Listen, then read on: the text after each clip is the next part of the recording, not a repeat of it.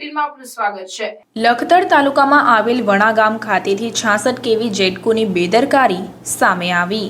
જેટકો દ્વારા નાખવામાં આવેલ નવા સબસ્ટેશનમાં કામચલાઉ મટીરીયલ નાખેલ હોય જેના કારણે અવારનવાર પાવર ટ્રિપિંગ સર્જાય છે। ત્યારે પેટડા ગામમાં જીવતો વાયર નીચે પડતા જેટકો દ્વારા ખરાબ મટીરીયલના કારણે ટ્રિપિંગ ન થયું અને જીવતો વાયર સળગતો રહ્યો।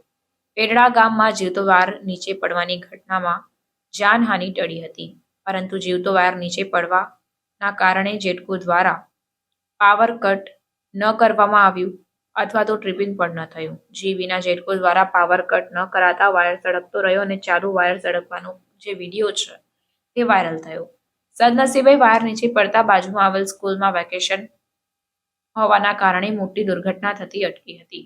ગ્રામજનો દ્વારા વણા 66 કેવી જેટકોના અધિકારી અને પીજીવીસીએલને જાણ કરવામાં આવી, ત્યારે જાણ થતાની સાથે જ પીજીવીસીએલના અધિકારીઓ ઘટના સ્થળે દોડી આવ્યા અને તારને રિપેરિંગ કર્યો હતો।